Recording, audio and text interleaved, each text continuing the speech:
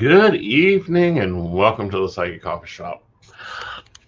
Psychic that plans. I'm Aeson Knight, and of course I'm sitting down with my operations manager, Techie Joe. How are you, darling? Tired. Very tired. How are you this evening? Oh, I am having the psychic hangover that I normally get after events that became a new thing, about 8 years ago? No. Okay, yeah.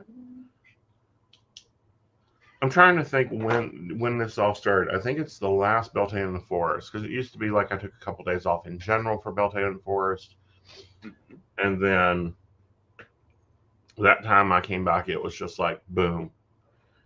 Yeah. It hit hard.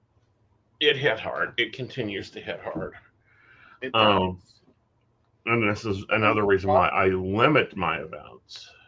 Mm-hmm. Well, there's a lot that goes into events, so it's physically demanding.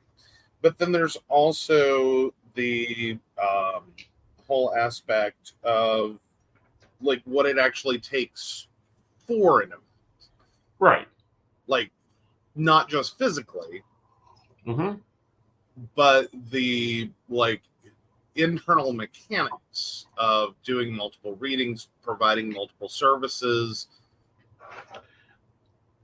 over the course of that day, Right. as well as interacting with that many people. Right. And having that level of interaction, I mean, okay, let's break down. I was going to try to vlog this, and that didn't happen. Um, like there'll be conversational blogs, but there's not going to be a lot of. And yes, guys, we moved my monitor because I added a second monitor to the system, and I'm still trying to figure out where my camera goes. But let's break down a lot of the things that happen pre and post that no one really talks about. As I'm kind of laying my schedule onto paper, we've already done a digital version, which I need you to look at before I put it on paper. Okay. All right. And it's on the private account. Alrighty.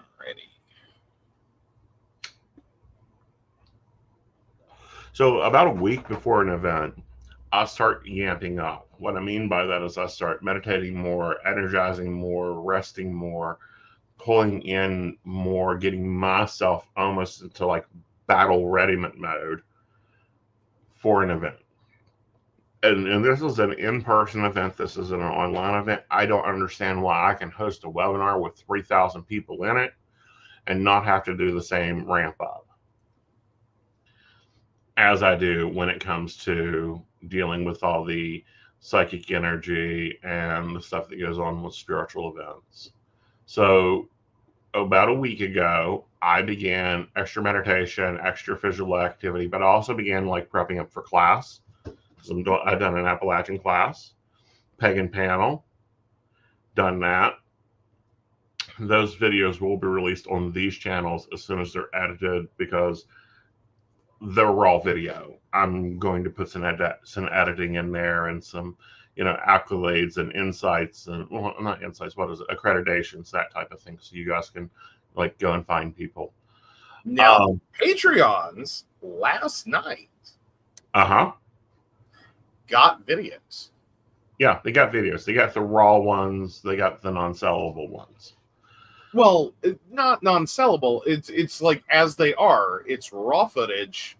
They got it last night, immediately after the event, as soon as I could get home and get that uploaded. So Right. FYI, important things about being a Patreon, you get to see it first. Right. And that's one of always the designed events. Of the Patreons, you guys get to see the behind the scenes, you get early access, all that, so that you're able, and that's something we get to offer and are happy to offer to our Patreons. They help us decide a lot of things.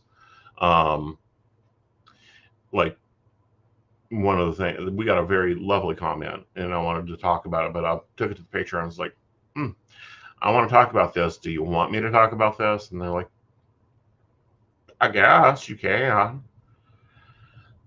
But anyway, so I hit the ground running that morning. We pulled out of here at 7:30 in the morning, and the jam music went up. You know, Joe's very happy for earbuds when we do physical events, because he really doesn't want to hear my hype music. He hears enough of it in the house. You know, just a little, yeah. No, there's a lot that goes into that. There definitely right. is. You know, the physical side of that is at 5:30, we were packing cars. We were putting in the tent, the tables, the extra tables, the extra chairs, loading the gear bags. Like, the car is loaded for bear when we pull out. And if it's a multi-day event, it's loaded even for more bear, and it takes longer to plan to move a full business with me. Because we travel with 2 businesses. You know, we got Mystic Computers that travels with us, and we have Aeson Knight that, you know, I need a fucking, you know, small trailer to just tow behind me, and it'll get there one of these days. Yes. Get to the event, we sort it out, we plan it out, we put it all into boxes. And this one I MC for. So, you know, we're helping vendors get set up. We're setting up ourselves. You know, my coven came in. So they're there, and we're running this. And it's a flat run from 9 a.m. till about 6 p.m. Boom, event, reading, event.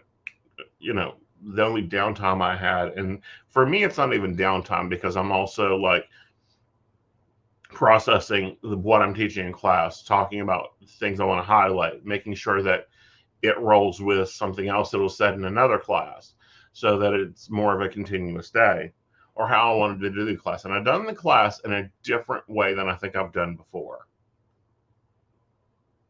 A little bit, yeah. Yeah, like I went full Appalachian. Like, I don't care if there was some Yankee there. They'll have to go and get a translator. But going from psychic services to admin services to HP services to switching back to tarot and psychic and bouncing is like watching a pinball machine go on in my head. You know, and that takes a lot. And then the next day, I make sure that it's not a tight, hard day. We don't hit the ground running. We don't even hit the ground. I rolled out of bed at, like, I don't know, 2:30 to the couch. You did? Yeah. Yeah. I will personally say I've been completely unsuccessful this morning so far. And it is currently this evening. Exactly. Well, it's still my morning, you know. And that's the other thing, is it's for me a complete swish of time, because I live Imperial. You know, I am up in the afternoon, I am up all night, and then I go to bed during the day. I sleep better between 9 a.m. and 1 p.m. You bother me during those times, I'm not going to be a happy camper. That's just me. Events, however, are somewhere around 9 a.m. 11 to 6 p.m. Uh-huh. So it very much like you rolled yesterday straight out of a party into loading the car, second light party, and working, to loading the car, to going to an event, running the event day. And I will say, on the drive up, he got a nap. On the drive home, we didn't make it out of Flatwoods without snoring. Like, we were still technically within the city limits of Flatwoods when I soft snoring started. Yeah. So, like, he got the naps. But yeah, that was, and then once we got home, it was, you muttered something about a Second Life party and walked straight in the house and went back to sleep.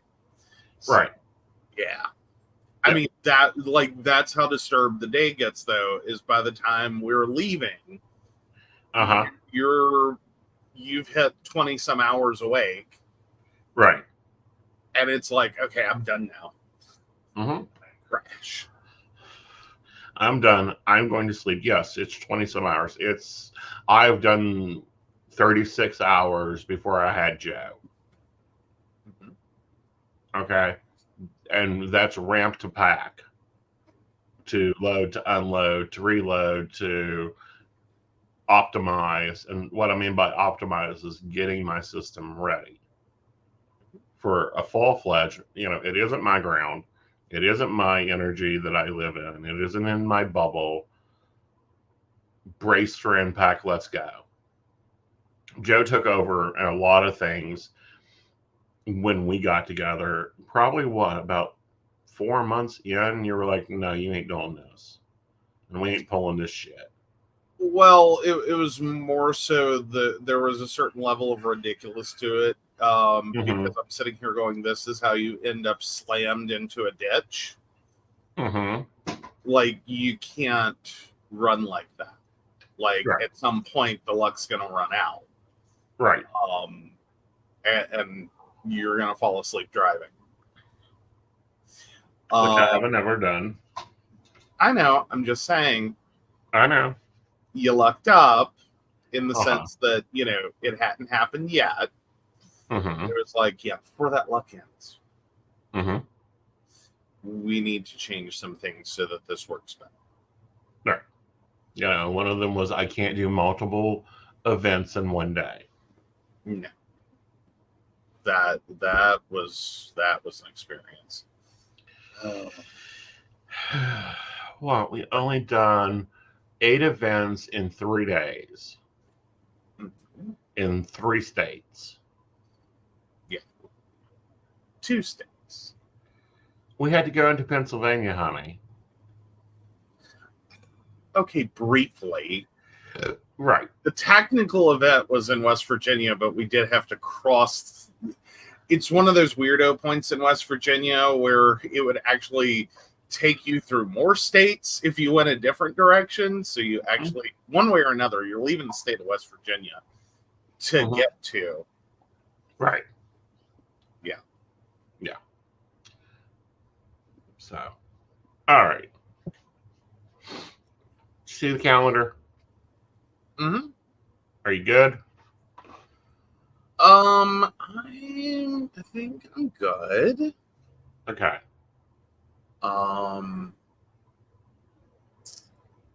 Was Thursday supposed to be till 3 a.m.? No, it's till 2:45. I need that 15 minutes to get flipped. Okay. I was just making sure there wasn't just a drag problem. Right. Okay.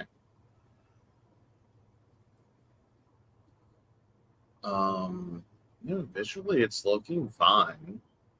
Okay.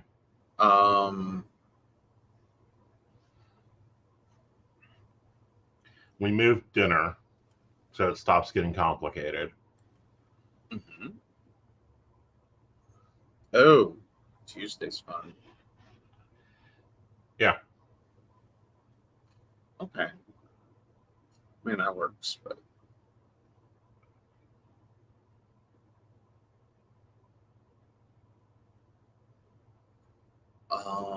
yeah, I think we're pretty decent.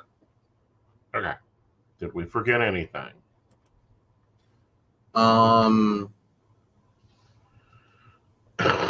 See, you have dinners, naps, and we have shows, and we have all the Second Life events. Did we trash game night? No, I'm working through it. Okay. Yeah. Sorry, I was just the only one I didn't see. Oh, crap. No, you're right. I'm wrong. Ooh, that just makes that more complicated. Let me bring in... I mean, I think we could trash one game. Yeah, let's just trash it for this week. Okay. Like, this isn't one that's getting a lot of attention, so let's just leave it off. Like, I won't be there. They can survive without me. Yes.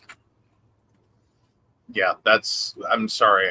For that event especially, I can't be like, let's screw your sleep up. Right. Yeah. And for the record, I get about 8 hours of sleep a day. Actually, we may have Joe figure it up here in a minute.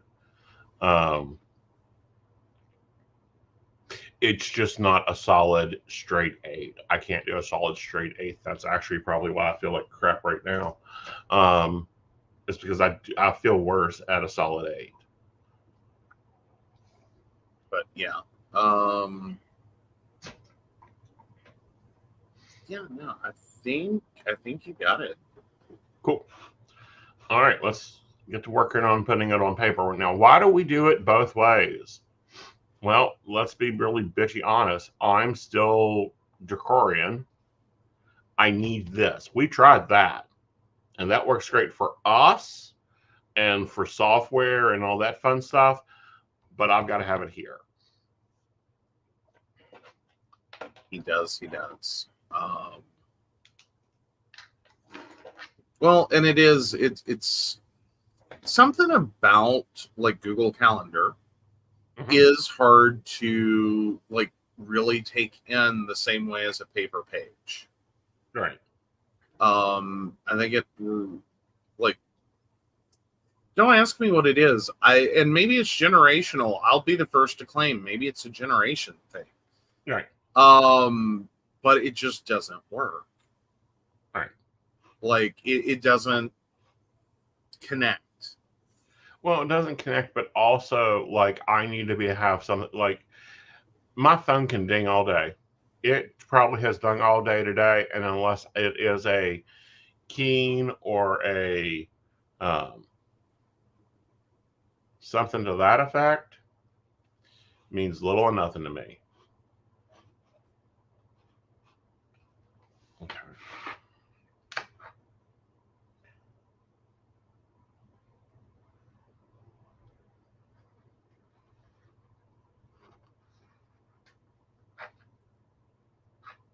Okay. And then,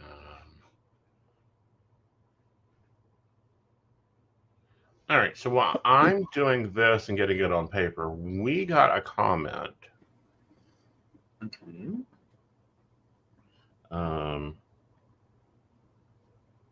And it's in our Slack, I believe.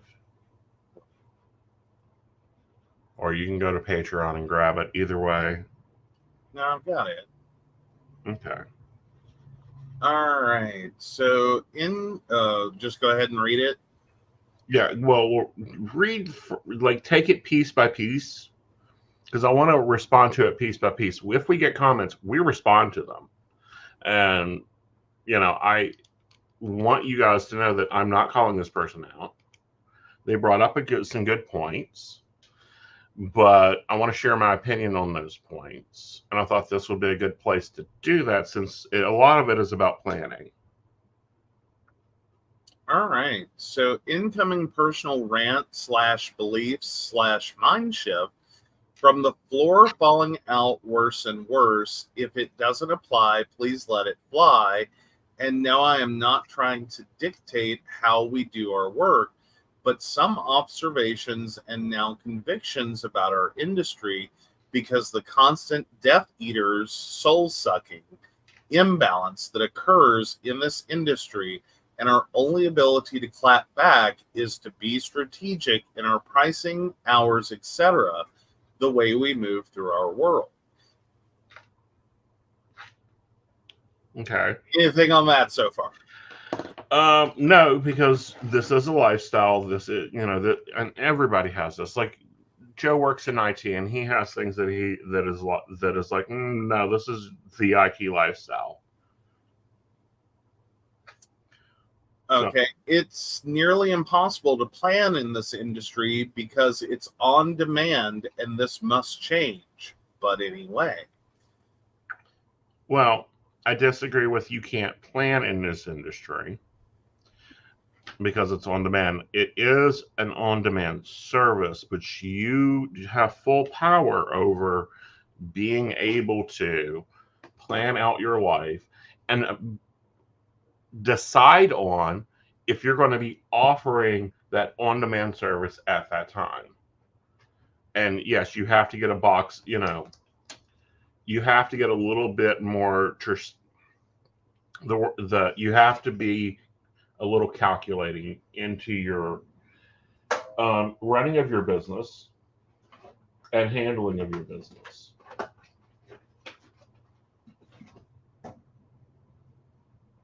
I've been on a quest for answers and I don't know if I've found them, but advertising revenue is down by up to 46%,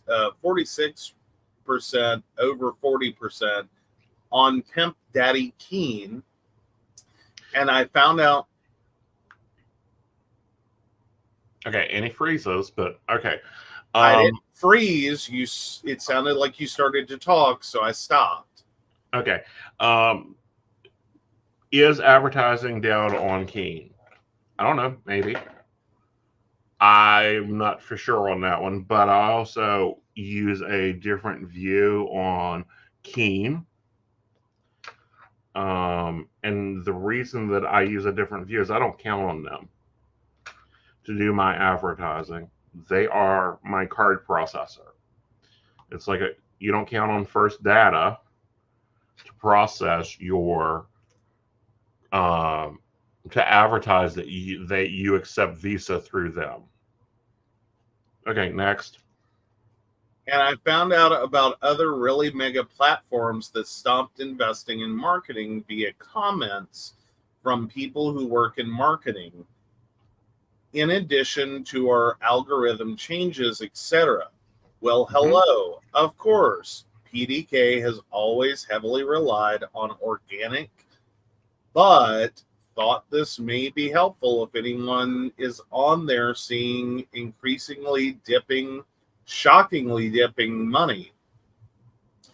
And since they won't introduce any minimums and people can hire us for more than it costs to take their call or chat, let alone even a 10-minute session at $6.99, is not equivalent to an hour's pay, as it should be evened out to actually more, because you are running up on us at your convenience, and we answer within 30 seconds to 60 seconds, not to mention the platform's cut.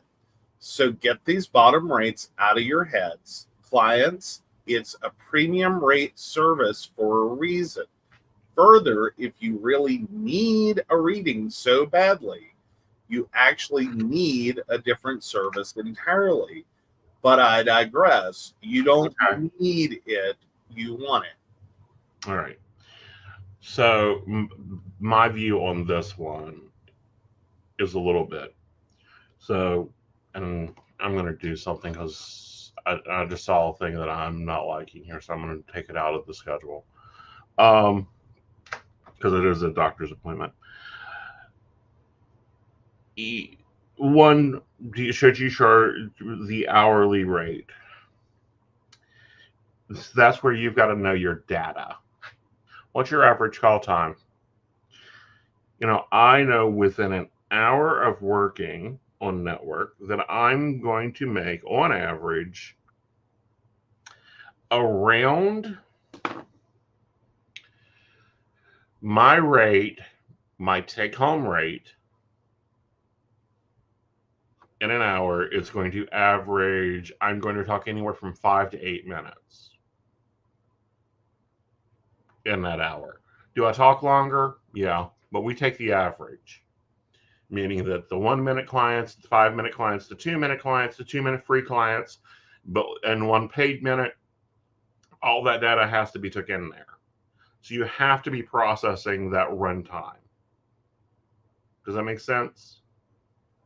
Well, I think you have to break it down to, within the industry, the idea is that within an hour, in 60 minutes, you're going to, as a good psychic, as a really good psychic, you're going to average about 15 minutes per 60 that you're on network as talk time. Now, with so many sites offering free minutes and all that, discounted minutes, promo minutes, whatever, you then have to discount that 15 minutes to get your actual talk time. Because anymore, you're going to spend a lot of time taking 1 minute wonders, 3 minutes, etc., etc., etc. You're going to spend more time doing that than you're going to spend on paid full rate calls. So it actually drops it down to an average of about 8 to 12, I think you were at. Yeah. So anywhere from a 3 minute discount to a 5 minute or more discount. Excuse me. 3 minute to, what is that? 7 minutes is how much you're losing because of all the discount free minutes, promo minutes, etc., that are going to alter the calls. It's going to alter what you actually make. And it's a lot of data. And yes, I'm a data-driven psychic, meaning I run my business like a business. Okay. I don't count on networks to deliver me calls. I don't count on networks to bring me clients, because that's not how it works anymore. 2005, 2008, great time. Wasn't our time. This is now 2024. They are our suppliers, not our employers. We have to run our own stuff. It's just like if you own a shop, you have to run your own ads. You have to hop on Facebook and be building your fan base and building your community. Okay.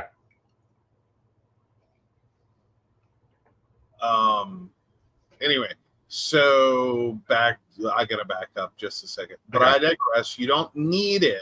You want it, so pay through the teeth. I can't believe you'd ever dream of screaming about price.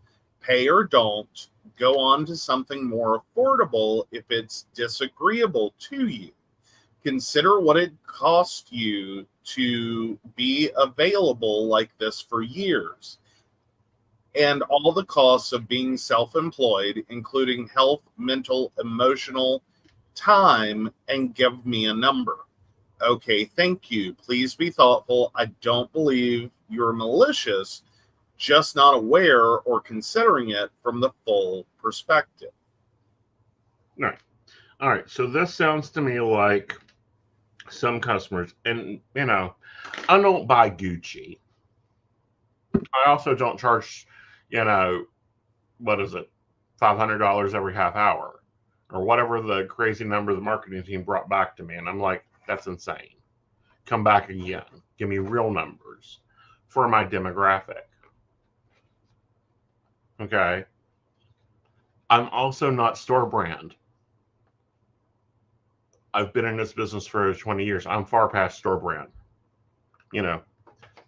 There's gray in the temple, not wet, and I'm not wet behind the ears. And that's where you have to figure out where you're at. If you're just starting out, you can charge $1.99, because that is the minimum rate you can charge right now on, as this commenter says, Pimp Daddy King. It's $1.99. That's the minimum rate per hour.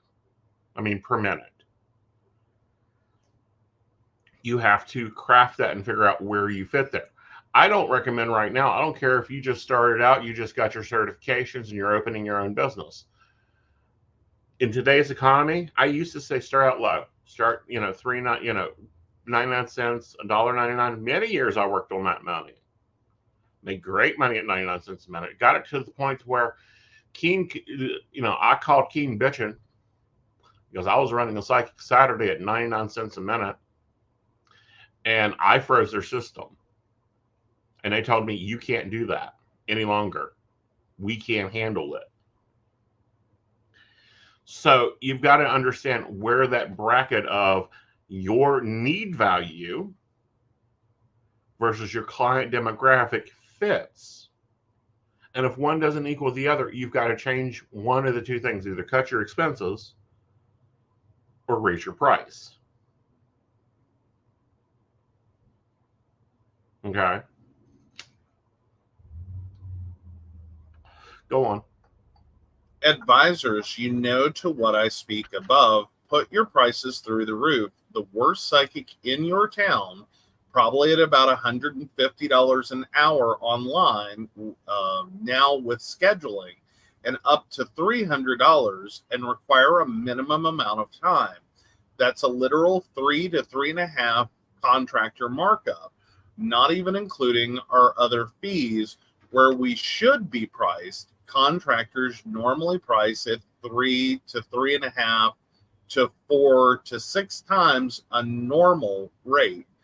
They have to. My unsolicited advice, you're welcome.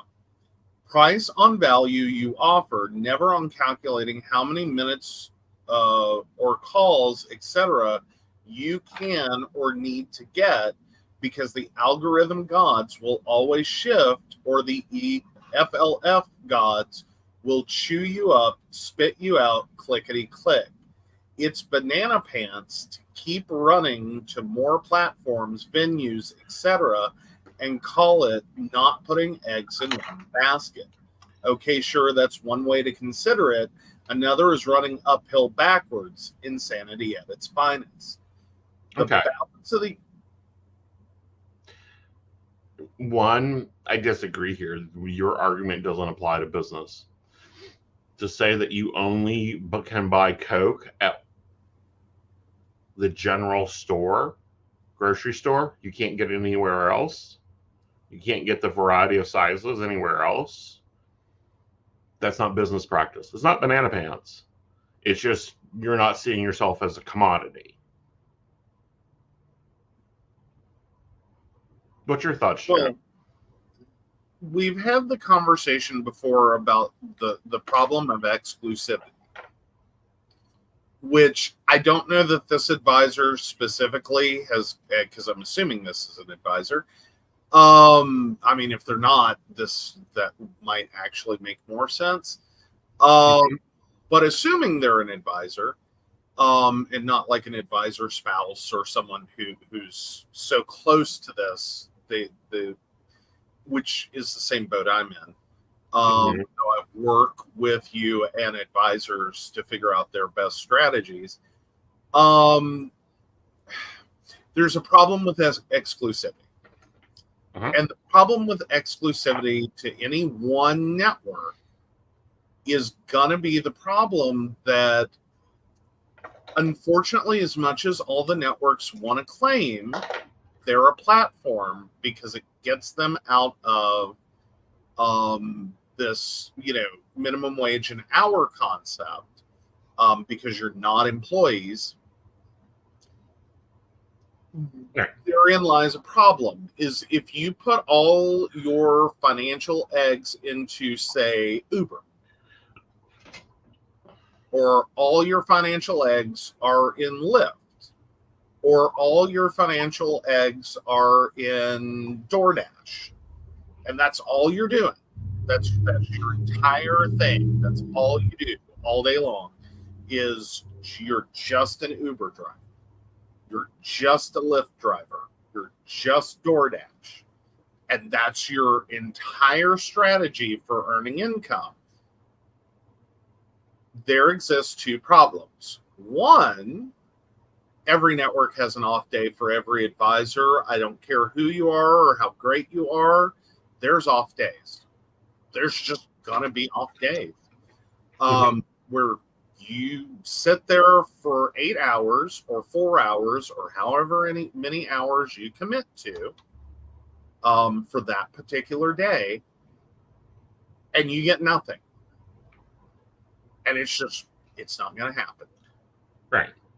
Part two of that, and the biggest problem with exclusivity, is the realization that fundamentally, while the business relationship on paper is that this is a platform, it's not. No. When you only work for Keen, or only work for Purple Ocean, or only work for Fortunica, or only work for insert your brand here, you suddenly become very codependent with them. So if anything goes wrong with that business relationship, i.e., you get quote unquote fired, because the platforms do this, you now have to stop and restart your business. Because assumably, you're still working platform because you either do not have the tools of a private network or of a private service, or you don't have the client base to actually support you on that private services booking, to carry you for a month. So that first month, if you get fired, and I'm using the term loosely, that's not exactly what they call it, but it technically is. I mean, termination of contract. You're right. But fundamentally, when that happens, you're now in a position where you don't have anywhere to go to. You will have to apply to other networks that may or may not be hiring. And again, I put the word hiring in quotes because that's technically not how that relationship's supposed to exist. They're doing selective recruitment, blah, blah, blah, blah, blah. You get hired to a network. Mm-hmm. You now have to apply to other networks, and big giant underground secret, they're kind of a lot of brands for one company. There aren't that many companies you're applying to. Actually, there is. Right now, there's 4 major players in the industry. That's probably the biggest problem. Mm-hmm. Is on the psychic customer side, you see all the different psychic services. Mm-hmm. On the back end, trying to work for them, you're dealing with one of 4 companies, and if you piss any of the 4 off, you just lost a chunk of brands. Mm-hmm. You take off the next one, you lose a whole other chunk of brands. So you're competent, like you're not moving around as much as you think. This similarly happens, I want to point out, when you work in, great example. There is, in our area, there is like an LG, a little general, and you think you're working for one little store, this one little gas station. Okay, and they have this lovely corporate address called LG Stores Inc., blah, blah, blah. It's got some long name. And it is not just that one little general gas station that you work for. It is that little general gas station. It is like, I don't know, 5 or 6 Burger King locations. It's multiple other businesses all coexisting. In our area, they cover probably about a third of it of employment for that sector, for like low wage gas station, retail, fast food restaurant. I'd say half. Okay, well, I was trying to be generous and say they had a third. No, they've got half. If you get fired, or if you improperly terminate that business arrangement, i.e., you don't give a 2-week notice with willingness to work it, you just shot yourself for a third of the available employment in this area. Right. So it's kind of a similar concept. That you have this one little company that owns so many discrete businesses that if you alienate that one company, you shoot yourself from working at any of these places. Right. And it's very similar. But it does shock people when they find out there's really only like 4 companies. At the top of this, these are all little baby sub corporations. Right. So yeah, there's a lot going on with that. So you do have to watch out with exclusivity, how you handle that situation, both on the back end of not ticking them off, and also realizing that no, you want to diversify a little bit, because it is very hard currently to successfully run your own psychic business without utilizing networks. Like if you're trying to do all of this independently, I really hope you're in a major metropolitan area. Right. Or you have the money to go into a brick and mortar in a larger metropolitan area and make that commute. But trying to work from home is still a very difficult concept, and work totally independent. Right. So a little bit of story time here. I used to be in this viewpoint for a little while in my career. There was a lovely site. It was called Live Advice. They were a old style network, meaning you had managers and you had higher ups and you had calls and you had meetings, and it wasn't an independent platform. No, You do your own thing. Well, you weren't an employee. You were a contractor. Yeah, you're not an employee. Never have we ever been employees. All right. So with that, there became this level, the network slowed a little. They introduced some things. We noticed, we were having less and less meetings with our manager, less and less meetings with our handlers, which were kind of like the people that are like making sure you have phone system and making sure that your internet's fast enough and getting your timesheet in. Yes, this is when we filed timesheets. Not like the scheduling we do here. And that just kind of slowed, like communication slowed. Then one day we get up and we go in and we go to log into work. Sorry, the site is currently under maintenance. Okay. Well, that happens. That happens. I didn't get an email on that because we normally got warnings so that we could adjust our time. 3 hours later, I get a call from a number I don't know. Never saw this number. I was thinking it's either wrong number because I didn't have off-board appointments then, or it's someone like one of my friends or whatever's at their friend's house and calling me, because this is before the age of cell phones. So I answer it and it's my manager, and I'm like, "What are you doing calling me at home? What are you doing calling me at home? Because it's her home calling my home. What's going on?" And she says, "I just thought you should know. The site's no more. We all were fired today." They shut it down. Yep. And I'm like, "Excuse me?" And she's like, "There is no more network. All of us are fired." This was in the early days of my business. This is back when this was a part-time gig. Gone.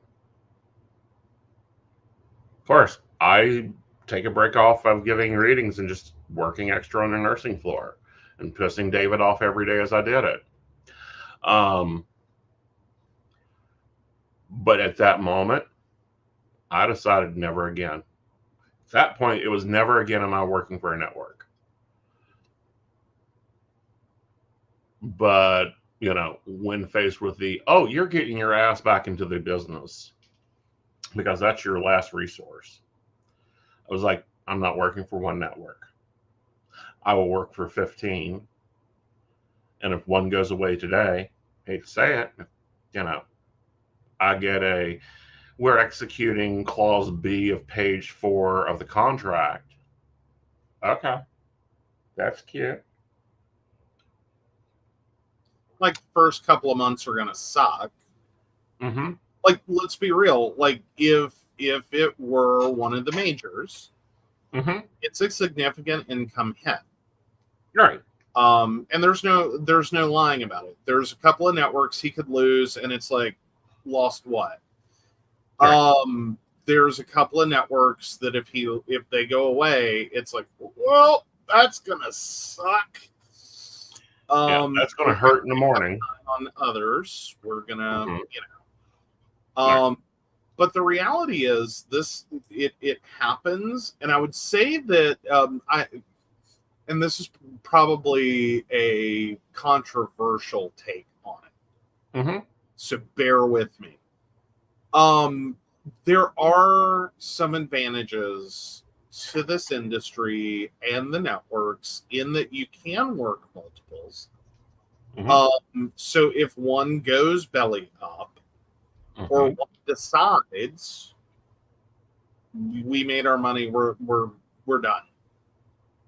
Like we just quit paying bills 2 months ago, and we're going to shut it down on Tuesday. Right. Don't tell anyone. And they shut it down on Tuesday. Because throughout the business world, this exists. Mm-hmm. I have a friend of mine who worked for an actual brick and mortar call center. Mm-hmm. Him and some of his fellow employees went out for lunch, and he so vividly tells the story that, like, this is how, like, they didn't see this coming. Had no clue. They had headsets that were company property, and they routinely had a habit of just unplugging them and leaving the headset around their neck while they went for breaks, and like bathroom breaks, lunch breaks, you name it. If they got up from their desk, they just unplugged the headset and walked away.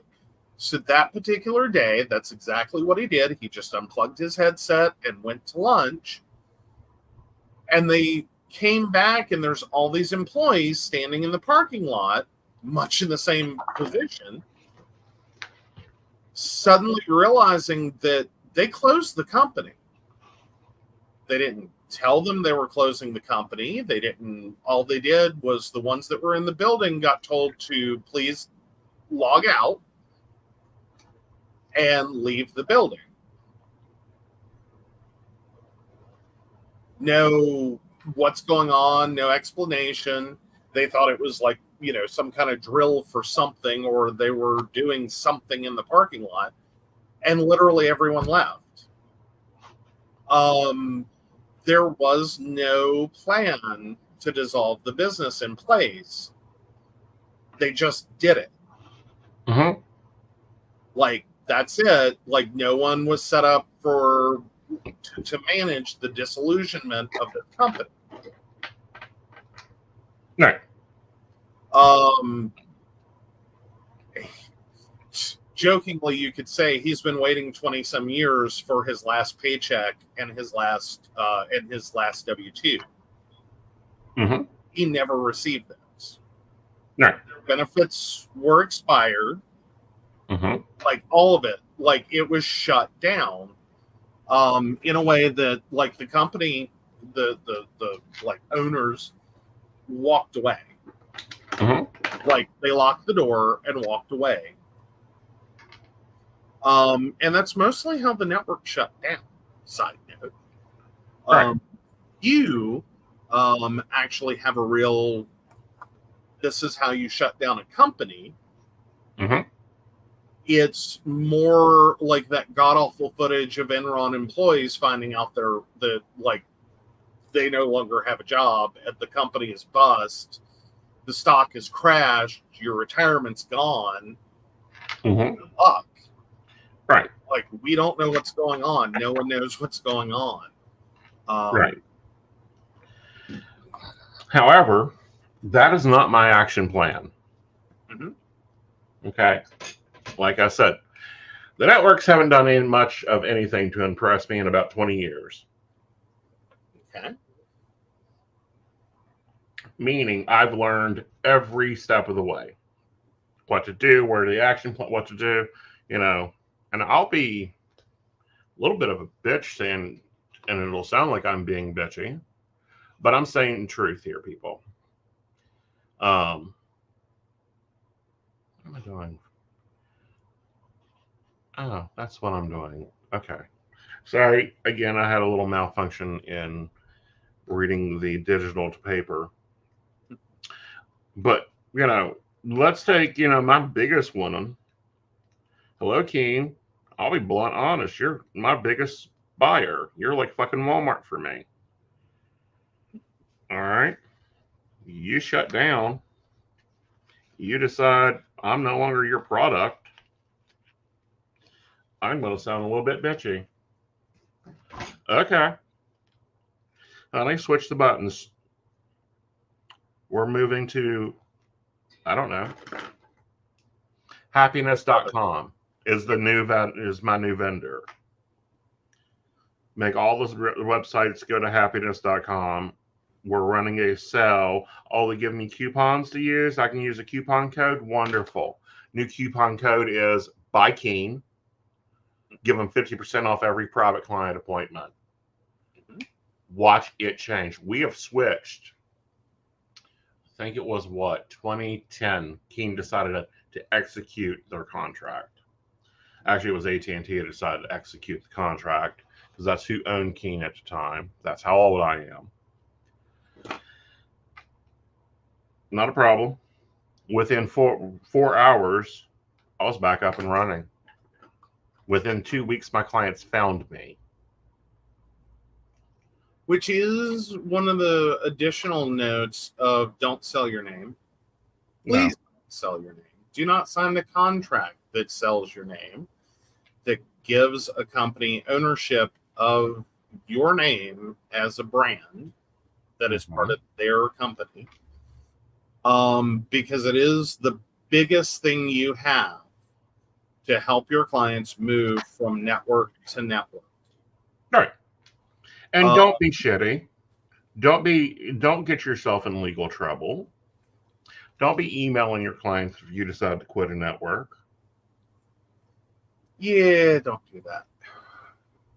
Most of the contracts are very clear that's a bad idea. For many reasons.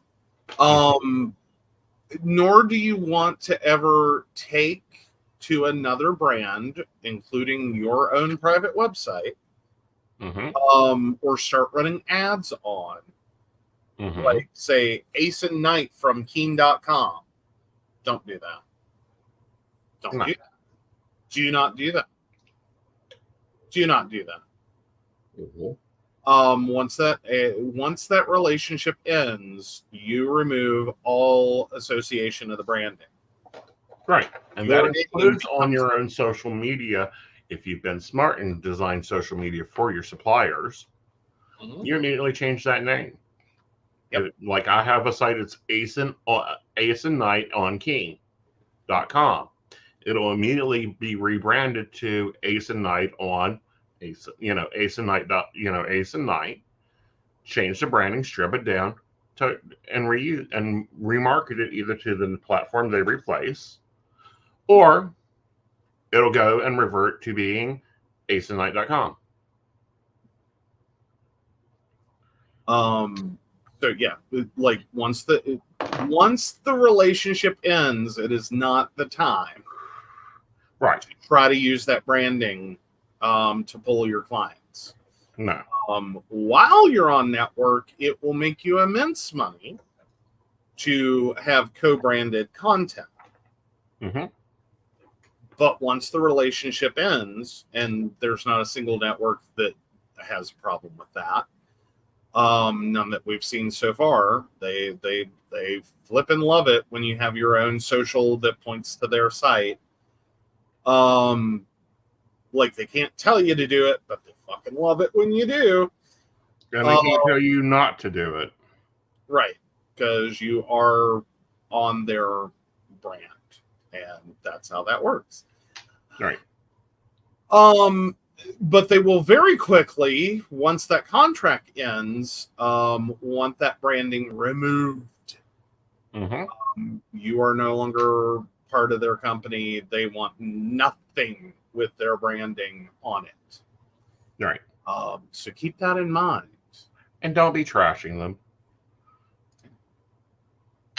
We don't see, a product from Costco that got kicked out of Costco running ads about not Costco. Don't shop at Costco. Have some damn class. General. Right. Now there are companies that have very angrily, and I'll point this out, it happened in my small town.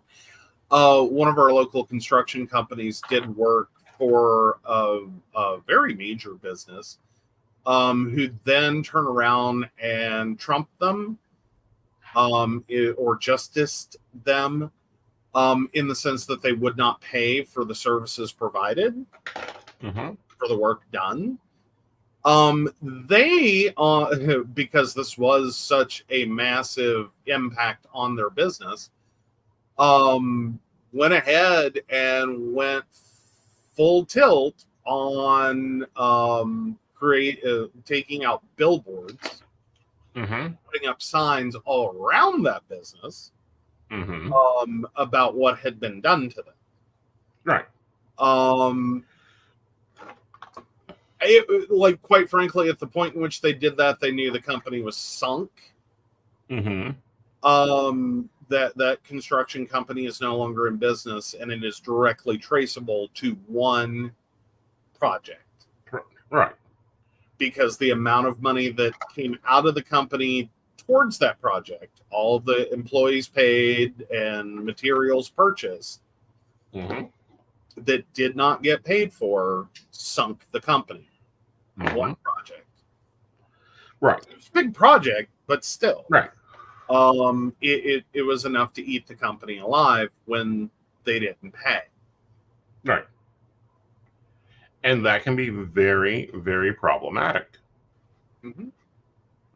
Well, and again, it's also realizing sometimes, like, the nature of the relationship and what that means to you financially. Right. At some point, you have to stop and really consider what you're doing with your business, and whether something is beyond your ability to absorb. Right. It's kind of like in this situation of working for a network. Create your own branded social media that's co-branded with them, by all means. Right. Do you want to go into this business and spend $2,000 on Facebook ads on that, or whatever social media, sending your clients to this platform? No. Not unless your business can actually afford to lose, keyword lose, $2,000 in ads. That money's just gone. You're never going to see it again. You're never going to make a dime. Right. Like, if you're rolling to the point that, you start affecting your ability to pay bills, right, you've gone beyond what your company can absorb. Exactly. Like, I don't buy Facebook ads. Sorry, I don't even buy them for my own brand. Okay. Do I post quality content? Yes. Do I post shared feedback? Yes. Do I post when I'm taking calls? Yes. Do I post my schedule, my podcasting information? Oh, yeah. Guess what? That costs me time. Well, I've already got time planned into my day to basically use that time. Roughly 45 minutes per hour on average. On average. So again, this is a long response to that paragraph, but it's seriously a consideration of the business and what you're doing. And it really does become, do not put all your eggs in one basket. Or in the words of Dorothy Parker, don't put all your eggs in one bastard. Well, because quite frankly, there's not a company on this planet that isn't a bastard. They will leave you in a heartbeat. Right. They will go out for milk or a pack of cigarettes and never come back. Well, that and the other side of this that people don't want to acknowledge and don't like, but I'm going to say it anyhow, is sometimes you've got, and I tell psychics this all the time. You've got to know your numbers. You got to know what your business performance is. You got to know what's the next move in the like. I'll tell you the next move. The next move for major networks will be live video. If you don't have if you aren't comfortable and don't have your life built for live video, get it there. Like, work through it. It's gonna be the next stage. Right. Like chat and voice has been the like chat was the last edition. Mm-hmm. And that's been how long ago? What, 10 years? At least. So if you don't think video is coming next, you are sorely mistaken. Right. And there are platforms that already have it, and it gets utilized heavily. Exactly. So it's coming. If you need to do a makeover, if you feel like you need a new look, if you feel like you're not the best at self-care, if you feel like you need to lose another 5 pounds or gain another 5 pounds or have some work done or whatever, all right, you need to be doing that now, whatever makes you comfortable. I'm not saying that you necessarily need all these things. I'm saying if you're sitting there with a stumbling block, you need to be working on it. If you need to get your teeth fixed, if you need to get, whatever, if you just need time in front of a camera to get comfortable with being in front of a camera, you need to do it. Right. And you need to, and I'll tell you, 80% of my private clients book a video Zoom. Mm-hmm. Mm-hmm. So video is the thing. It's where it's going, one way or another, whether it's pre-recorded video and you're talking, just a talking head sending a reading, or you're interactive. Right. You're going to need to be able to handle that. Exactly. So again, it's kind of all plays together at this point. Mm-hmm. Like, thankfully, he's done enough with Blog Talk and with YouTube and Facebook video that this isn't a scary concept to be, live on air in video. Mm-hmm. I do it already. Yeah.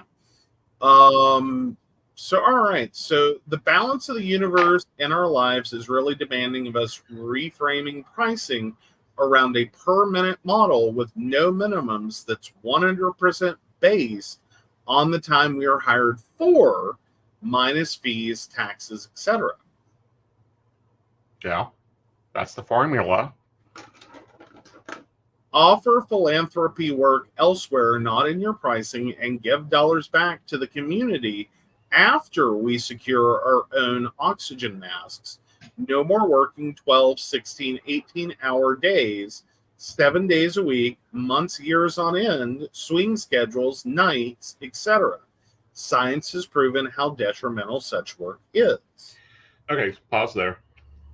I work nights because I prefer nights. I can do days if I wanted to. I can do swing shift. I do swing shift now. Why? Because it's when I want to be awake. It's when I feel the best to be awake. We tried day shift.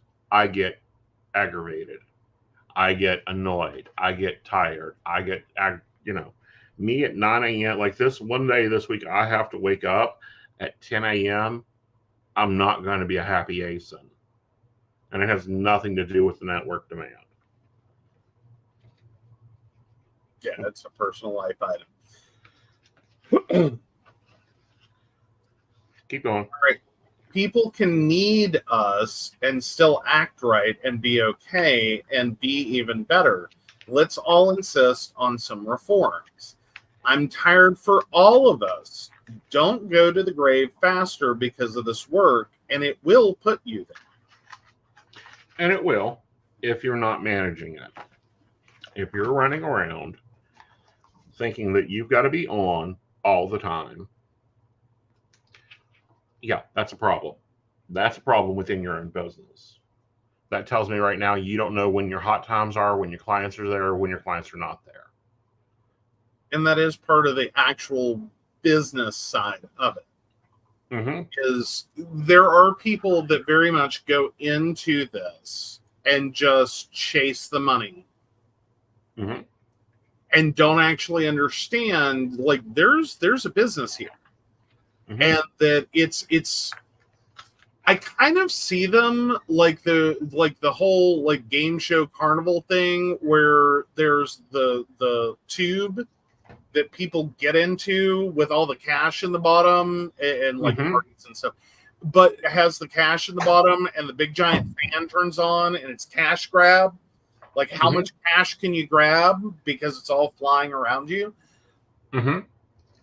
And I think there's a lot of people that go in and they kind of treat the networks like that. Mm-hmm. And it's like, it's just grab the money, grab all the money, grab the money as fast as you can. Just grab it, grab it, grab it, grab it. What do you need? What do you need?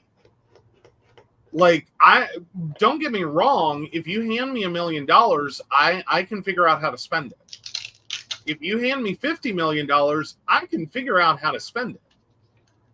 If you hand me $1 bazillion, I will figure out some way to spend it. The problem being is if that's your life cycle, if that's your life story, is being in a tube, not knowing when someone's going to turn on the fan, or like how much you need to grab, or, you know, just literally that's how you work. It's this weird cash grab, and you go for as many hours as you can just grabbing money, or it floats away, or someone turns off the machine, and you don't understand any of the other parts of that. You're going to work yourself crazy. Right. Like, I think we can all agree on that, is if you don't really stop and consider this as a business and what kind of money you're trying to make, seeing from the network when clients are hitting you up, and you're not really putting in the effort to understand, which I'll be the first one to say they don't make any of this easy. No, they don't. My biggest indictment against every single platform, all 4 companies and every brand under them, they do not give you the kind of data you need. Even when they give it to you, they do it in such a way that it doesn't necessarily make sense. Right. So please keep that in mind. This isn't easy. It isn't easy. No. And we understand that. But you really have to understand from the business perspective that the idea that you're going to work 18 hours and you don't know which of those hours are beneficial to you or not, and you're going to work under the duress of, like, I just have to make all the money. And this is the other sustainable, right? And you know, it'll burn you. I don't know who this commenter is, but the way she's writing, she reminds me that she's a long-term advisor, which means you have data. You have data that you can analyze. You have data that, looking at your email, you can see when you're getting stacked with clients. You can see that, you know, maybe Tuesdays are your sucky day. So why invest a lot of time there? Okay, maybe Mondays are so busy that, yeah, you work a few extra hours and you build your life to have a very dedicated, focused Monday. But you have to understand the data, and you have to understand when the shifts happen. And you can tell when shifts happen by looking at the data. I can almost predict, come October, I'm either going to be swimming or insane. But that's because I've now got, well, 2005 is when I went onto the network we're talking about. Minus 4 months. Yeah, you have roughly 19 years worth of data. Right. and it doesn't fail me. I know about what I'm going to earn a month. I know about where I need to move my pricing because I'm looking at it. And I'm looking at it not from a psychic perspective, from a business perspective. And going, well, isn't it strange that like August is a very sucky month for me? All right, so I need to go do a live event, and that's a great month to launch some sales, and that's a great month to, pick up some extra here and do a little bit here. Or, July is a month that I can just basically fuck off. I'll work whatever I damn want. So literally the thing that you have to do to run a psychic business, you really have to make time to understand the business, like business administration. There are YouTube videos, there are Udemy classes, there are whatever. Focus on the business side and understand what you actually have to do within a business in order to have a little bit more work-life balance, and knowing when to put the time in and be like, okay, we're like, this is the day. Don't know why it's the day. It's the day. Maybe it's because someone else takes it off. I don't know. Like they have dialysis or some shit. I don't know. Right. But this is your day. This is when you make most of your money. This is when you hit most of your clients. And like this other day is garbage. Right. You can sit there for 12 hours. You ain't making shit. Right. I'll guarantee you for every single advisor, you have those 2 days in your week. Bare minimum. Don't ask me why. It exists. Right. In between that, you have average days in which you can make a little more money if you work a little bit longer, but at some point you have to realize you're done. Right. Like you made your money. What's your average? Have you hit average? Are you okay with what you've made this week? Is it really worth putting more time in? Because there's a point that's going to occur in your week, and I've had to point this out to Aeson and multiple other advisors, I will add, where you will shift from, hi, this is Aeson, how can I help you today? To, what do you want? It's not that direct. It's not like he literally answers the phone and goes, what do you want? It is that direct at 8 o'clock in the morning. Well, it is at 8 o'clock in the morning. But no, there's this attitude shift in which you're tired, you're hungry, you want to go to bed, your body hurts, your brain is numb, and you just one more caller is not your friend. Right. You've got to get off this network before you start doing damage.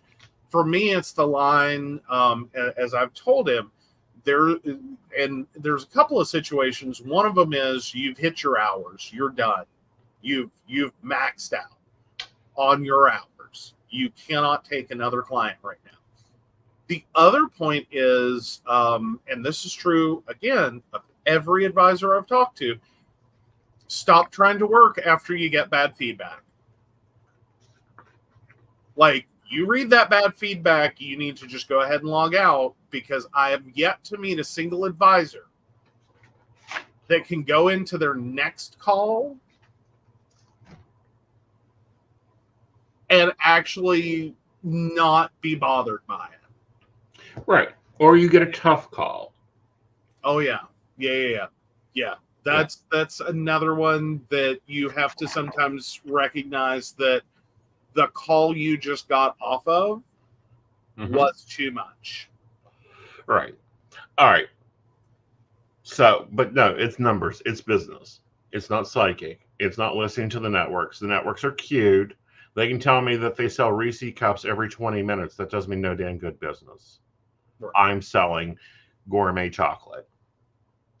All right. What else is in this?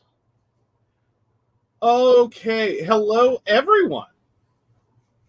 Oh my god, I'm going to grab back some rights for us.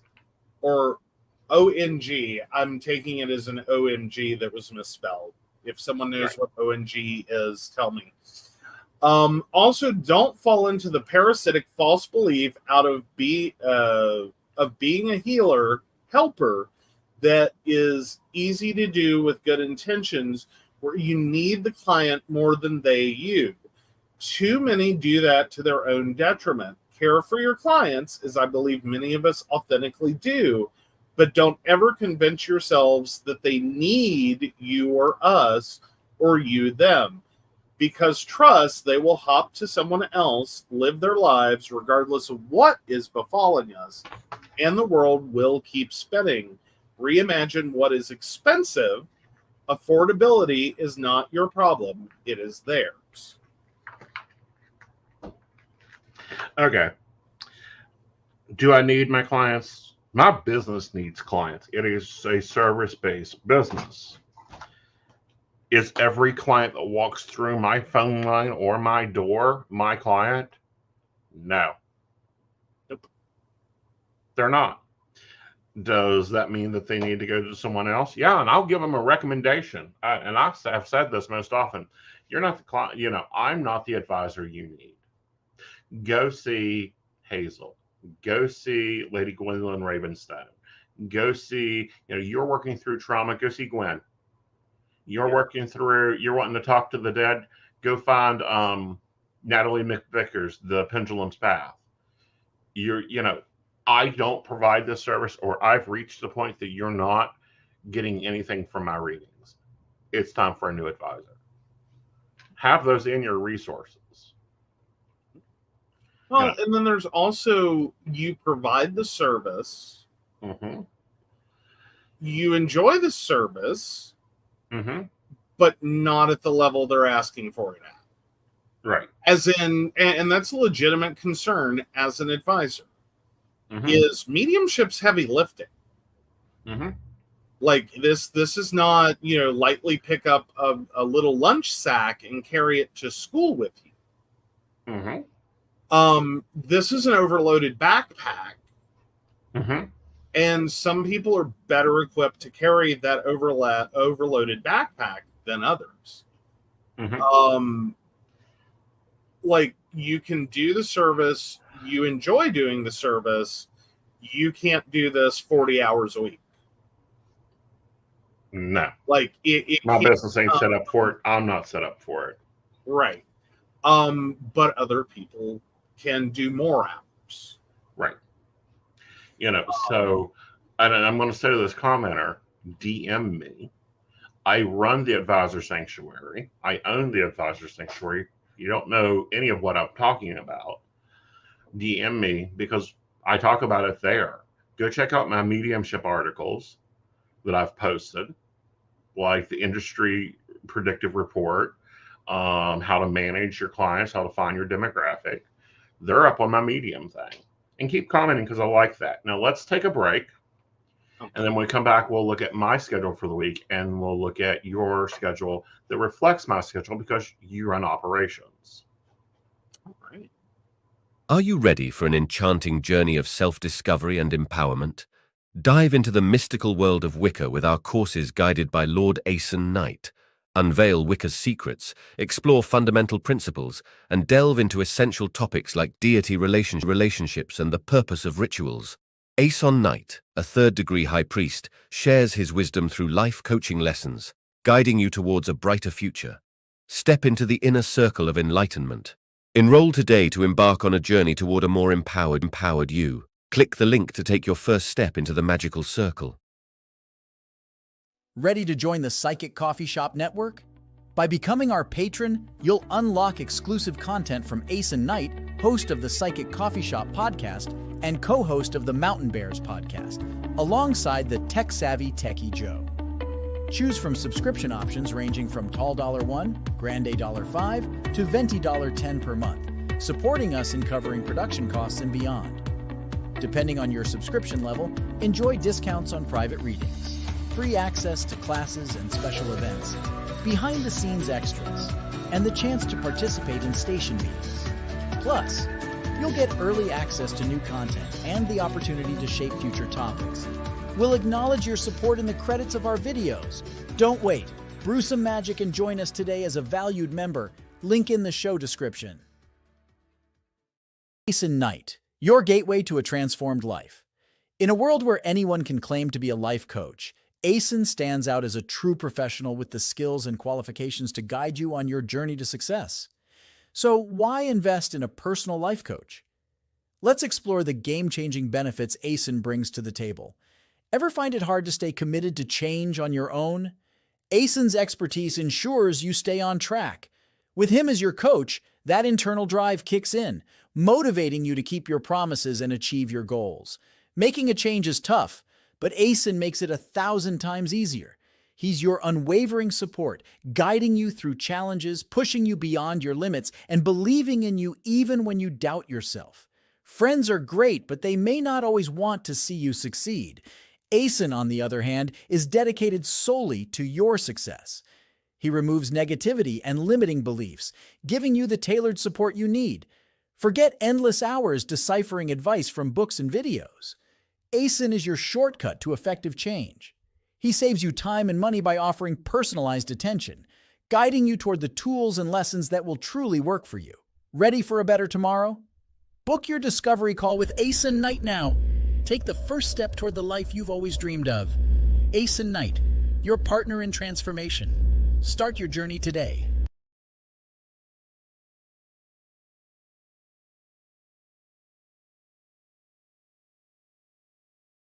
All right, we're back. All right, I got it all decoed. I've got it all drawn out. This was great. I think we'll keep this format. You know, if we got comments, questions, things, we'll do those while I'm doing this. That way you guys get talk while I'm actually working. All right, so first off, you're going to notice some things that are standard in my schedule. I have a morning routine. I'm not losing my morning routine. I have a sleep pattern. I'm not changing that either. I have parties in Second Life because I'm now DJing professionally there. They're in my schedule. My podcasts are in my schedule because we do them live. Then you'll see network. That is actually the networks I work, but it's also my appointments availability schedule. So looking at this, you know, morning routine, I'm hitting my trainer, you know, and then I've got modern spiritualist, then we're having dinner. I'm taking a nap. This evening nap is a requirement for me. Then I'm working the network from 9 to 1. And then I'm going to go DJ a party because that's my recharge. That's my creative time. And then I'll go to sleep. So 9 to 1 is how many hours, honey? That is 4 hours. 4 hours. 4 hours that day. We'll count, you know, modern today. Metaphysical today is another hour. That's 5 hours. That's all I'm touching in my business that day. Tuesday, I've got a doctor's appointment. My day starts early. It starts at 10 a.m. and Joe's going to have to pick me up an energy drink on the way to the doctor. I don't hit the network till 11. And I run the network from 11 to 2. And that's another...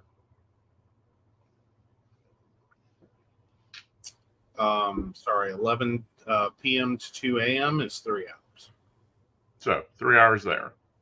Wednesday is my busy day. I'm filming a class. I'm also hosting an advisor coffee date.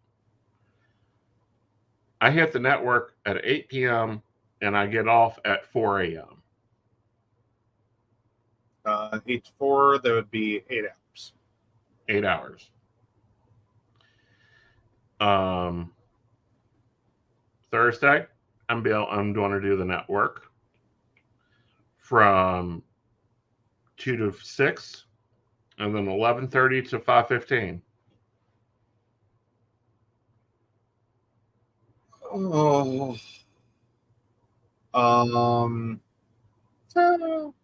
Okay. So 11:30 to 5:15. Let's see. So that's roughly 5 hours 45 minutes. Mm-hmm. And then what was the first one? The other one's just 3 hours. Okay. So yeah. So 8 hours, 45 minutes. Right. Long day. Long day. Friday, we're doing 11 to 3. I'm also filming a class then. I'm filming a class twice. That's work time, but that's not network time. I'm not taking client appointments during that time. I'm filming. Yeah, 11 to 3 is 4 hours. Yeah. You know, Friday I'm working 11 to 3 a.m. 4 hours. Saturday I'm working from 9 to 3. You know? 6 hours. Mm-hmm. I'm working 11:30 to 3. Yeah. 4 hours. So 3.5. Right. These aren't long hours. I've worked long hours before. I still can work long hours if I wanted to. But I Well, don't. the more important part is these are not 12, 16, 18-hour shifts. No. That's insane. Please keep that in mind. These are not, and this is very much what he speaks to. It is, and it's not that he's never done it. Mm-hmm. But in doing it, quickly learn that's not the ticket. Right.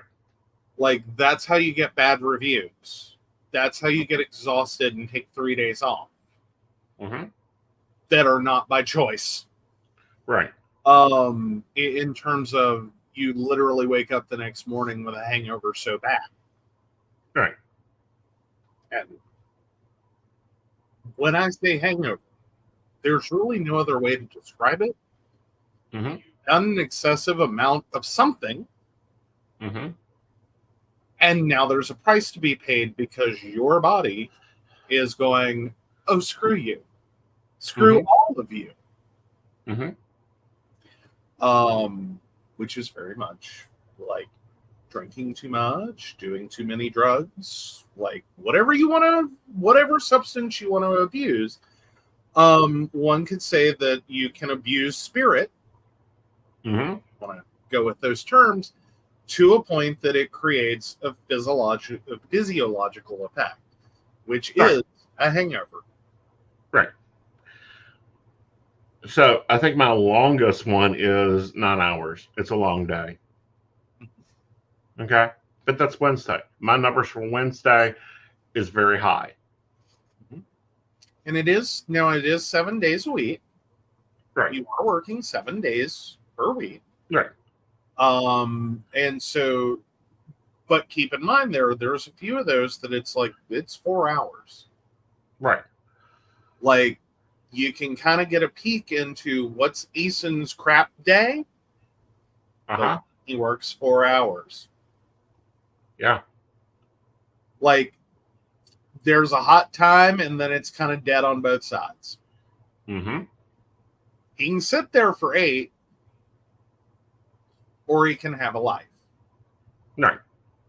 You know what I mean? Like, and this is sometimes the hard part to follow, is there are people that do not get the concept, because we've all had that quote unquote normie job, where like the business is open from 8 a.m. to 5 p.m. Monday through Friday. And every fucking Thursday you sit there for 7 hours and 45 minutes. Mm-hmm. And you don't do shit. Right. 7 hours, 45 minutes. And that's it. That's all you're doing. You take a lunch break and it's dead. Or you have certain times of the year where you set for 2 weeks. Mm-hmm. And every year Mm-hmm. you could work one day of those 2 weeks and clear everything. You could work from home for an hour every day and clear everything necessary for those 2 weeks. I've done it. I've pointed it out to my boss before. Y'all are wasting money sending me here. Right. This is useless. Right. Well, it's like I have a lot of international customers. Most of my international customers leave on vacation the first week of August, and they return back the first week of September. They're on vacation. They don't need me. If they need me, they know when to reach me. Now, come December, when everything's in an uproar for the new year, you're going to see some 8-hour shifts here. Mm-hmm. A lot of them. Yeah, why? Because I can take December and kill all the money I need to clear my taxes for January. Mm-hmm. Okay. And get ahead, and you'll see them in October. Mm-hmm. Which I've never quite fully gotten that one. Why, like, literally the period around Halloween? I mean, it kind of makes me think that, like, people get wonky. And, like, these can't be good clients, are they? Oh, they're fabulous clients. Okay, because, well, okay, I know on the mediumship side that would make more sense because, like, Day of the Dead and all that. The thinning between the veil and mediumship. Mm-hmm. I get it. Mm-hmm. I'm just going, how many of these are people that are like, for a lark, let's call a psychic, and, you know, because it's spooky season. My October clients are my CEOs. They are my founders. They are my startup companies. They are everyone looking at business and money management for the next year.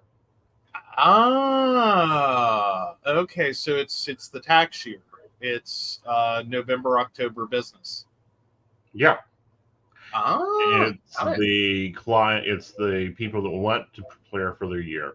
It's the people. That's when planners come out. Planners come out in September, October. You'll see a lot of new planner setups. That's probably when you'll see the psychic planner, both the daily and the weekly, coming out for cell download. Is that time? That is when it's go time. It's corporate go time. It's relationship go time. It's planning a wedding. If you want a wedding in June, you better be planning in October. That's all the money. That's all and for a psychic, that's your go time. Plus, that's also when we are in the news, in the press, in the TV. Okay, go look at TLC. Go look at, all these psychic shows, all these paranormal shows. They ramp up in October. Well, yeah, but there's also the cross connection. Mm-hmm. Between, like, it's spooky season and and I'm talking more on the private side as well. Yeah, because there's a ramp up then, and it's like, psychic for your event, spooky season, like, get fall carnivals and things like that, and all the, like, that's when he gets a lot of the contacts. Let me put that as clear as I can. Is for events in that range. There's a lot of those he says no to because it's like, I'm not a sideshow attraction. Right. Like, you've misunderstood. This is a professional business. I am not. Right. But I will say, if you want me at your event, you better be contacting Joe now. Because there's only a few Saturdays in October that I will accept events for. There are only a few days a week in October I will accept events for. You need to get me booked now, or you're not going to get me. Because I don't do this. Hey, can you come next week to my Tupperware party? I'm not that psychic. More importantly, to kind of keep this is a business. Like, I really don't know how to stress that enough. And it really shows how little you think of the business if you think that 3 days before your event, you can just hire him. Right. Like, that's sometimes one of the worst conversations to ever have in this business. Mm-hmm. Is I need you to back up and understand many things you currently don't know. Right. Because, wow. If you think you can hire a psychic in 72 hours. Well, you can, but that event goes from $350 plus travel to, okay, you want me there? Great. That's when you're going to pay through the nose for Aeson. That's when it's like, yeah, it's $1,200 with a $600 cash deposit, and you can drop that off here. But more to the point, if you balk at that and you think, oh, there's so many other fish in the barrel, not professionally. Now you can find an entertainer with a deck of cards that'll put on a costume,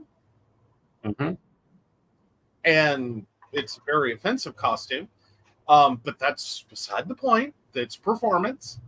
Who will perform at your event on a moment's notice, like 72 hours, for whatever, $100, $200, $300. You can find that. That you can find. You can find that all day long. No. But you're not going to actually have a legitimate psychic. Right. And I'm trying to choose my words carefully. Right. You're going to have a performer. So your mileage may vary. If your people are there for the fun of it, and it's a school carnival, it'll go great. And that's who you should have hired to begin with. Right. If you're actually trying to have a legitimate psychic at your event, you need to start months in advance. Right. And I am not a school carnival psychic. You have children that are under the age of 18. I don't read for children under the age of 18 because each of those readings are $1,500 a piece. Fine. And I'm not doing it. All right. So let's look at your operations calendar planner. Yes. So I'm a little behind. We were on the road yesterday. So I've just started to get the basics framed in. Much of this week repeats. Like I've got Tuesday because we do have an appointment. And I've started on it because we'll have both the appointment and the show that day. But yeah, most of my week is pretty duplicate. Like there's a duplicity to my life. Right.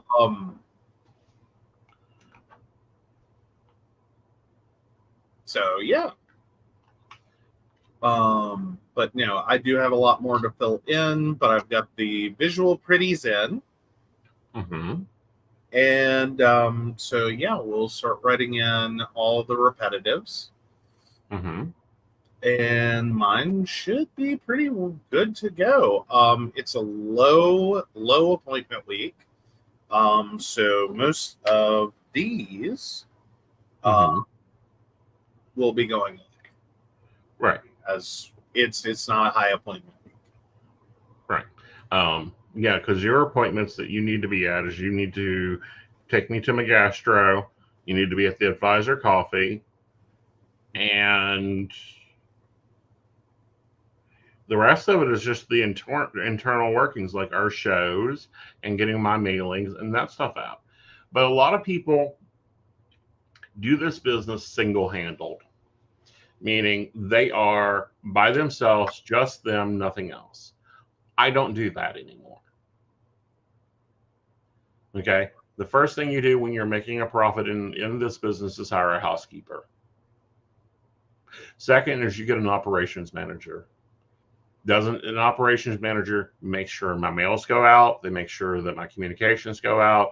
They act as my booking agent. They do all the necessary, needful things that I need for them to do that, yeah, I can do. Like I can drive myself to the gastro. I can host a Zoom meeting myself. I can do my own marketing and my own mailings. But does that bring me direct profit? What brings me most profit is I'm on the phone. I'm in the Zooms. I'm in the appointments. My operations manager can take care of all the other stuff I need him to do. Absolutely. Okay. So I hope you guys have enjoyed this show. You're going to see more of this on the Psychic That Plans show, of us talking about more of the psychic business, addressing some things within the psychic business, and handling different things. And what has been your hardest part of becoming my operations manager? The hardest part? Mm-hmm.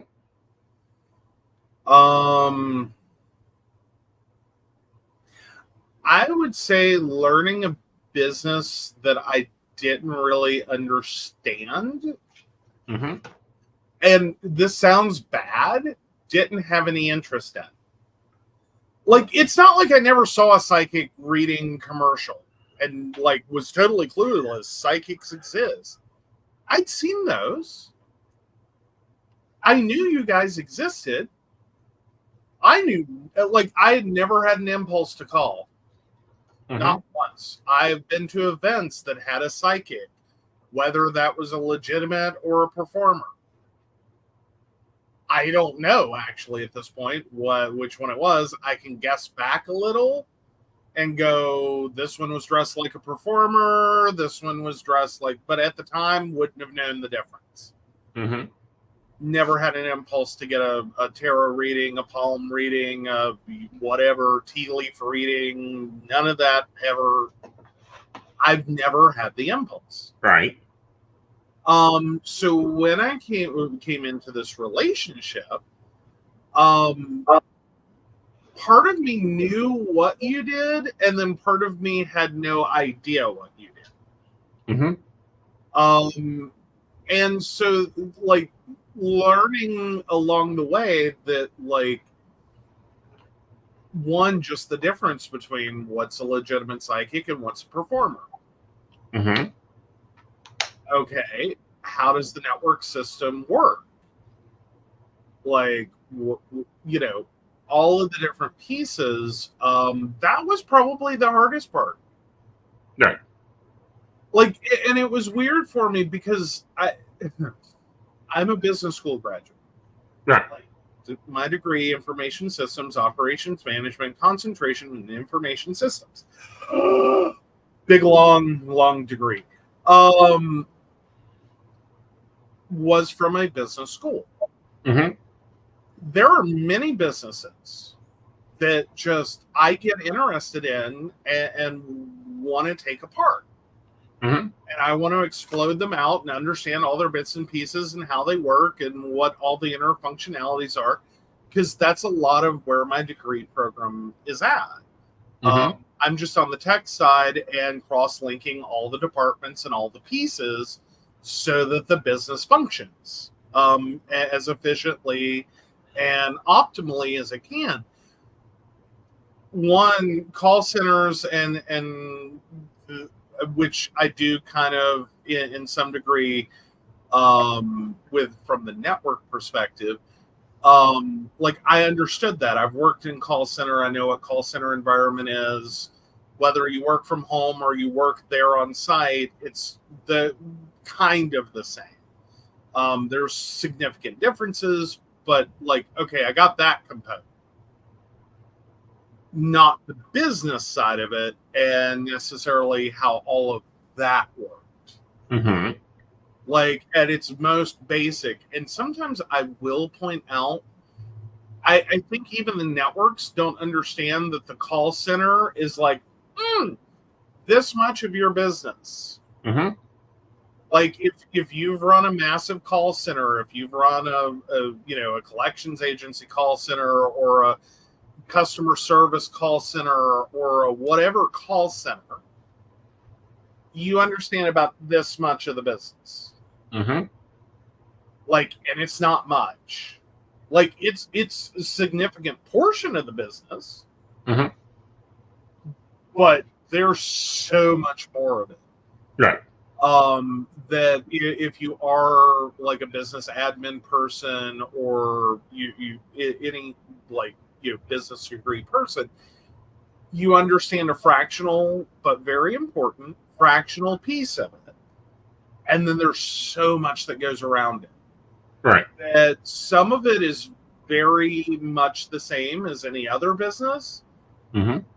And then some of it is like, this is very unique and specific.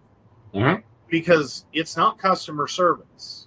No. Like, bless your heart, this isn't customer service. A customer service model does not work. Right.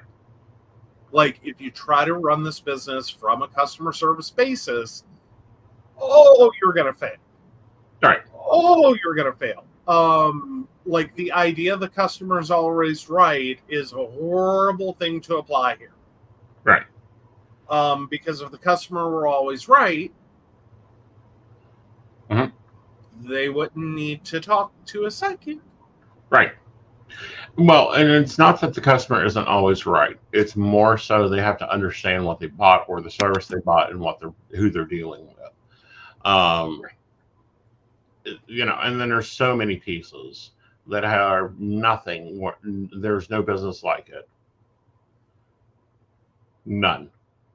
Right. Well, because legitimately, where I was going to go next with it is the idea that every single call is going to end with, yes, you win the lottery. Yes, you make $1 million in the stock market. Yes, your adoption will go through. Yes, you're going to get pregnant. Yes, you're going to find the man of your dreams. And you're going to live to 103. Mm-hmm. Y'all, that's not an average reading. No. By any stretch of the imagination. And part of the business is legitimately telling people you have an opportunity to change what you get if you're willing to put the effort in, and you can have the thing that you want. Or you can keep doing what you're doing, and long and short of it, summarize a bunch of calls over, eons, like, multiple hours spent on a network, or you can die alone. And your, reckless life choices because of your depression about not getting what you want is going to accelerate the end of your life. To actually have that moment with a client where it's like, look, you got to change some things. Right. Like, I can see a path for you to get what you want. But one, I'm already getting a strong indicator you're not going to make the choices and do the things. Right. So I'm here to tell you the way you get that is you have to go do this unrelated thing. Right. That is related. Like, you don't see it. You're not making this choice right now because you don't see this thing and that thing as being connected. Right. But it's your path to the thing you want. Right. Like, or you can keep going. Right. And I think that's the hardest thing for customers to get because there's been so much destiny marketing going on. That's like, no, you want the relationship that you want. Well, the bones of it's there. It's just you got to change how y'all talk to each other. How you got to stop arguing over his mother. You got to stop going through this, coming home in a pissed off mood and getting into an argument with him. So you need to go to the damn gym. You need to go somewhere. This direct from one of my most valued, lovely clients. Wonderful businesswoman. Wonderful one. She sucks at self-care. She was unhappy in her marriage. When she called me, she was at the bridge of a divorce. And I said, you need to stop going home after work. And she goes, what do you mean? I says, you go home and you pick an argument. You're stressed out at work. You're stressed out at home. Where's your safe space? And she goes, I don't have one. I said, well, you need to go sign up for a gym tomorrow. She goes, what do you mean? Every day you're going to leave work. I don't care what time you get off work. You're going to the gym for at least an hour before you go home. You also need to make some final decisions and stop fighting over the same bullshit y'all been fighting over for 15 years. His mother isn't going to change, so make that his department. Your kids are your kids. You can't control them either. You can either pay for their college or be at every sporting event, your choice. And she's like, you're rude. And I'll promise you, every one of my feedback have one or two things in it. You have to ask questions, or I'm rude. And it's because I'm not going to sugarcoat it. It's your life we're dealing with at that moment, at that time. Like, do you want me to it almost feels like, and we've kind of talked about this before. There almost is this moment where you have to decide, or some psychics I think do, does this person want smoke blown up their ass? Mm-hmm. Or are they actually here and they understand how this works, mm-hmm. and they need advice? The customer service model is, let's just go blow smoke up your ass. You're going to get everything you want. Mm-hmm. It's great. It's wonderful. Your life is wonderful. You know, you're the 7th reincarnation from Cleopatra. Whatever. Float someone's boat. That's a customer service model. Mm-hmm. Not my mom. You know, don't, and that sucks, by the way. That's horrible life advice. You want to ruin someone's life, blow smoke up their ass for a living. Like, sorry, it's how it works. Mm-hmm. In this field. There are very successful psychics who blow smoke all day long. Mm-hmm. They make crap tons of money. Their clients feel great, and maybe it has a positive impact in some direction. Being told, you're right, you know it all, you're perfect, you're great, you're amazing. Maybe that's the confidence boost they need. I don't know. It's got to work for them somehow because they keep coming back and spending money. And that's another thing. I don't care if my customers come back. Yeah. Ideally, you've actually said before, ideally, you would like for someone to have one call.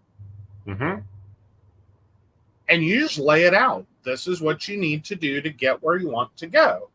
And then they might call back in 20 years when it's like, okay, now I want something different. Right. But okay, well, here's what you need to do. Mm-hmm. Like, write it down. Mm-hmm. This is what you need to do to move yourself in the direction of the path you want to be on. Right. And you're going to do these things. Mm-hmm. Some of them don't make sense. Mm-hmm. That's okay. Just know that's your directionality. This is what you have to do. It doesn't have to make sense. This is how it comes together. Right. But it doesn't work that way. And that's okay. One, I don't get an hour and a half to decompress your life and fix your trauma and change your behavior and make you see what you're actually choosing for yourself. Usually you're trying to do it in 12-minute increments. Right. 8-minute increments, 5-minute increments. Right. Or God bless the ones that think in 3 free minutes. 3 free minutes, I can fix a relationship. Yeah. I can fix a relationship. Not permanently, but currently. Right. But, you know, that's the way the cookie crumbles. Mm-hmm. So I take it, and it would be a lot. Like, I've had clients that want that. And it's like, all right, get your pad and paper. Here's the moves we're going to make. Mm-hmm. You actually, and I don't know if he's ever contacted you privately. Maybe he has. But I remember one in specific because he actually started talking to me. Like, I'm just the dude with the notepad arranging the order of the people that he sees next. Yeah. We were at an event. I don't remember the first year he came. I do not remember him that year. Okay. Well, but what I'm saying is I don't remember the first time. Mm-hmm. The first event of this event that I went to, I don't remember the dude. He did not stand out. Second year, I did remember him from the previous. Well, you know what I mean. Right. Eventually, it's like every year this dude showed up. Mm-hmm. And so the last event, because this was pre-pandemic. Right. The last event, he started talking to me. Mm-hmm. Because you had a line. And he was going to be a while. And he just started, like, He saw you once a year. Mhm. And he point blank said, he lays out my whole next year. I run everything past him. Every business decision I'm going to make, every life decision I'm going to make, everything I want in this one session at a public event. 20 minutes, dudes. 20 minutes. I think you actually cut him some slack and you gave him a longer reading. Right. Because dude did Mhm. show up with a notepad, wrote it all down, and he ran for a year on it. Didn't question anything you told him to do. Did not question it. He had learned better. Don't try to figure it out. Just do it. You are over here. This is where you want to be. This is how you get there. I know who you're talking about. He's one of my CEOs. At the time, he wasn't a CEO. He was working for a construction company as a worker. And he came to the event. And as a lark, got a reading. I think No, as the wife that he was with at the time. That's the wife that he was with at the time. He was plastered. He is one of those. I'm drinking water. He has had at least 4 or 5 hard drinks. And I'm like, God, someone either refill my drink or has spiked it. But anyhow, he sits down. He thinks I'm full of bullshit. And I looked at him and said, you're buying a company next year. You're going to go and work for yourself. It's going to be in the healthcare industry and blah, blah. And I just shoot the fucking reading out. And he's like, okay. Yeah. Bullshit. This dude don't know what he's talking about. I think you even might have said because you've talked about it afterwards. I think you also told him that the two of them were split. Well, I told her that. Oh, you had told her that. Right. Okay. So, dude shows back next year. You were right. I had an opportunity and I took it. And I bought a company. We're not $1 million yet. And I said, I know. You still got to grow it a little more and you got to do X, boom, boom, boom. I'm giving action plan readings. Because I'm at a public event, they get 20 minutes with me and I've got 200 lined up. Let's rock this. Great guy. Love reading for him, love working with him. He's done amazing. He'll continue to do amazing. Because the first year he thought it was bullshit, then everything you said happened.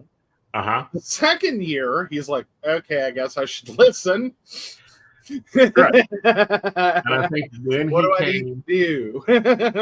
when he came the year you decided, okay, you can't drive home, you'll get arrested for a DUI. Drive to the hotel, you'll get arrested for a DUI. So I said, fine, I need a handler for this event. Anyhow, he came with a notepad. And he comes every year. He sees me once a year for more up to an hour and a half now because we've got multiple things occurring. But all I've done is tell him point A to point B. You're going to take Summerlee Road to 19, from 19 to 72, from 72 to 52. And when you get off on 52, you're going to stop at this restaurant. You're going to buy a burger. That's all you're going to do is you're going to buy a burger. You're not buying a drink. You're getting back in your car and you're driving home. And you're going to eat that burger. That's all he needed. Yeah. Just tell me what to do. Right.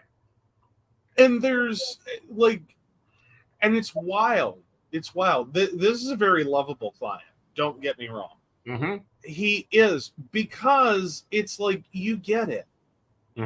It's don't ask your psychic to try to explain why.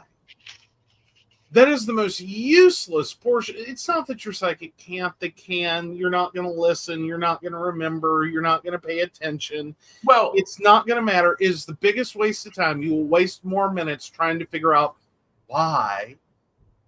Well, here's the harder and the more.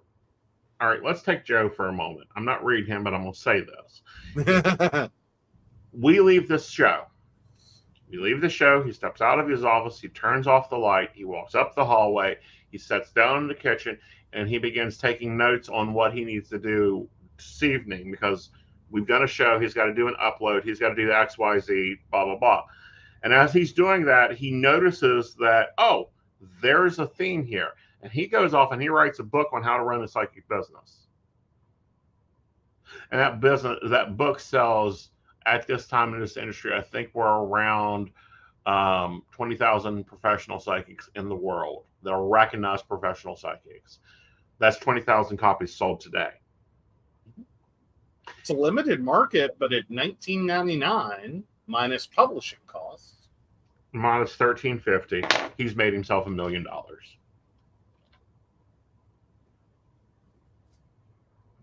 Does it matter why I'm going to go into the kitchen? Right. And write down and do my planner? Right. No. Like, understanding why is irrelevant. Well, and then the psychic view of that is the why is he flipped the light switch off. The why is he made this choice that leads to this choice that leads to this choice. Do you really, why did this happen? You flipped the light switch off. What? It's the butterfly effect. You do one thing, it carries into another. You leave work that is in a stressful situation because you're going through a merger. You come directly home to cook dinner for your family. And in the middle of that dinner, you're having a blown argument over who wants peas and who wants green beans. That's why you got the divorce. Well, and the reality is, and kind of going back to the one client you were talking about, I'm sure for almost any outsider, if you could shadow your friend, like you could go to your bestie, and if they could shadow you, they could point out right here. You want to know why you're borderlining a divorce? It's right here. It's right here. Makes sense to anyone but you. You leave work pissed off every day. You're tired, you're stressed, you're irritable, you are in no shape to go straight home and deal with another human being. At no point in your life should you go home and try to talk to anyone. You shouldn't even go home because they're going to try to talk to you. Go to the gym. I don't care if you lose a single pound. I don't care if you gain 20 pounds. I don't care. I don't care. You need a physical activity to get the stress out of your body, clear your mind before you get back in a car and go home. That's it. That's the whole fix. Yeah. And now you can engage with other human beings. Your bestie could float around with you for 24 hours and figure that out. Right, and figure that out. You're frozen, by the way. Another one. It was a simple fix. A so simple fix. They weren't going to bed on time. What? Yeah, you have a bedtime. You have a natural built-in bedtime. Mine happens to be 7 a.m. Some people's it's 9 o'clock at night. Some people's it's 4 o'clock in the afternoon. Every arrhythmic clock is different. They were having low job performance because they were running around on zero battery power. Like their low battery light was flashing on top of their head, larger than life. Well, and that's one of those situations. It doesn't matter how long you sleep. Mm-hmm. You didn't go to bed when your body wanted to. Mm-hmm. You might as well have tried to plug the 112-volt charger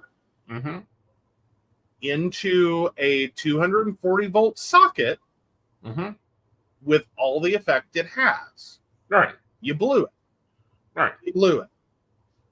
Right. Go to bed on time. Whatever you were staying up late to do isn't going to ever help you. No. Go to bed on time, deal with it tomorrow. Mm-hmm. Go to bed on time, deal with it tomorrow. Right.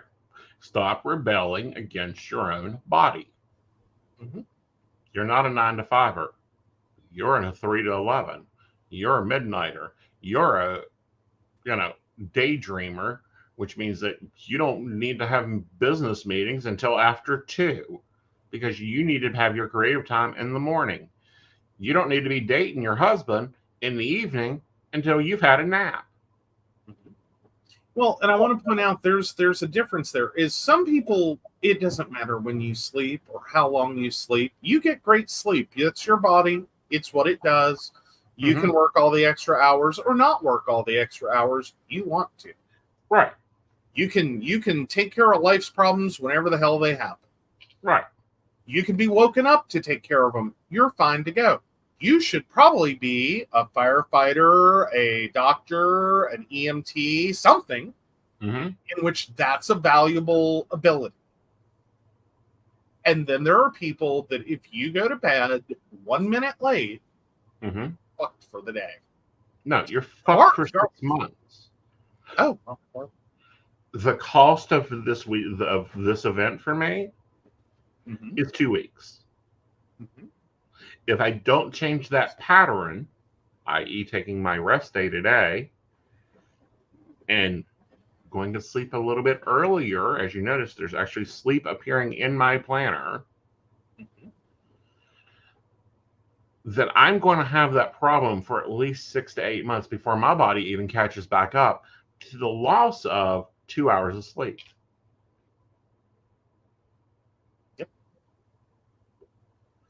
Well, and especially as a long-term issue, like if you just keep pushing it. Like we say that sleep isn't cumulative. Non-sleep is cumulative. Right. You know what I mean? Like you can't replace lost sleep. No.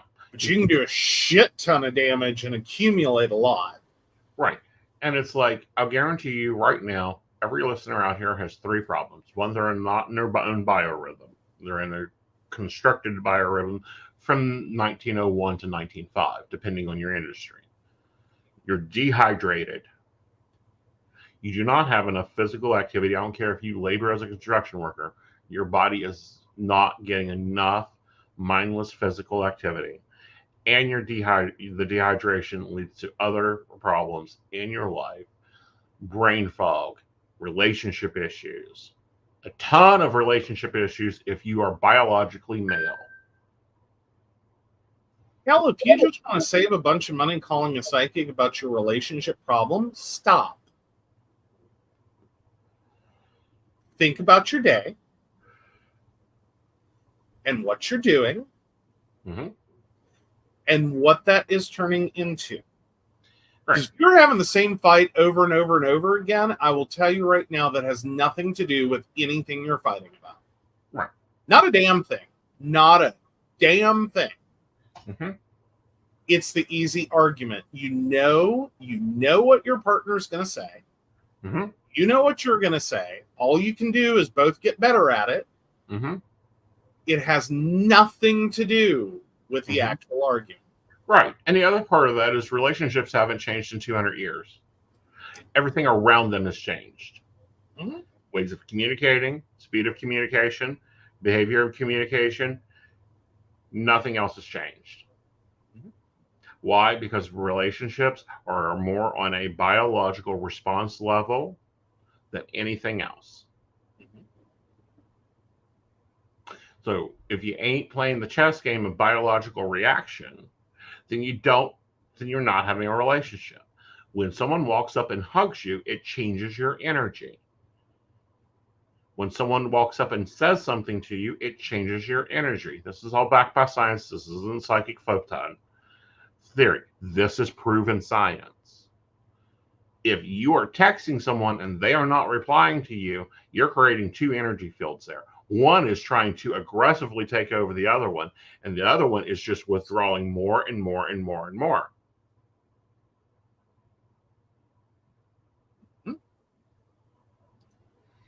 So, anyway, that's psychic theory, applied sciences. And we're at the 2-hour and 10-minute mark for a Psychic the Plans. We need to go, darling. We do. All right. But good show. I mean, we covered a lot tonight. We did. And please, commenter, comment more. Other people, other ideas, comment more. Reminder to the commenter, DM me. I'll get you into Advisor Sanctuary. Yes. All right, so of course we want to thank Beverly Walker, Mika G, Brenda, Joan Owen, Shannon C, Shannon D, Lady Gwendolyn, Caitlin Bell, Devin, and Maria Meyer. If you'd like to learn more about us, the show, or how you too can become a Patreon sponsor and receive all the wonderful benefits our baristas receive, please visit us at PCSPnetwork.com. Yes, and we will see you tomorrow for Metaphysical Today. Have a great week, guys.